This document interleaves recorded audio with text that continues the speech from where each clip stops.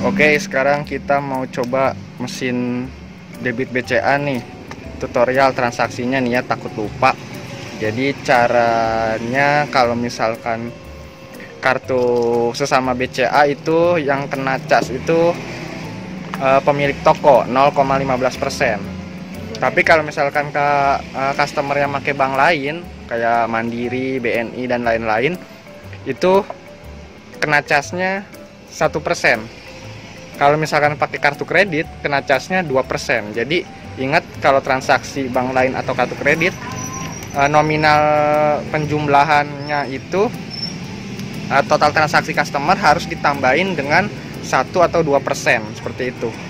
Oke, sekarang kita coba untuk transaksi. Oke, cara transaksinya untuk yang kartu lama ya, kartu lama itu nggak ada chipnya, dia harus digesek.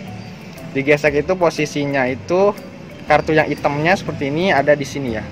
Tinggal gesek aja ke sini ya.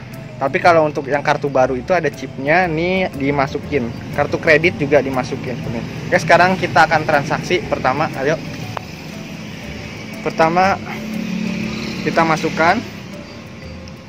Nah, dia ini akan ada nomornya ya, nomor nomor ATM-nya. Lalu kita tekan yes. Masukkan nominalnya. Misalkan 10.000. Oke, lalu masukkan PIN. Oke, setelah itu tekan tombol enter hijau. Oke, sekarang sudah diproses, maka dia akan keluar. Ini dulu, cabut dulu. Nah, enter lagi. Enter lagi. Oke, sudah selesai. Transaksi selesai. Oke, sekarang saya akan coba untuk batalkan transaksi atau misalkan ada kesalahan ya. Tombol kuning ini untuk menghapus angka, tombol hijau enter, dan merah ini untuk kembali. Lalu di sini apabila kertas habis kalian atau mesin rusak, kalian bisa menghubungi BCA ya di 15000788 dan kalian sebutkan saja nomor ininya nih, nomor mesinnya. Kita akan coba batalkan transaksi ya, misalkan ada kesalahan. Masukkan kartu, tekan hijau dulu, lalu pilih yang batch,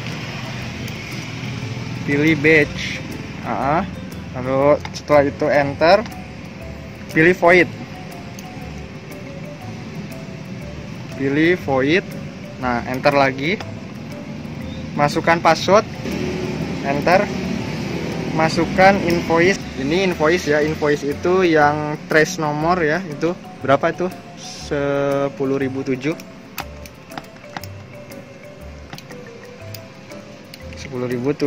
ya. Tekan enter, yes, masukin PIN. Oke, enter. Oke, dia sudah keluar. Oke, enter lagi. Nggak usah. Oke, selesai. Berarti nggak usah pakai kartu.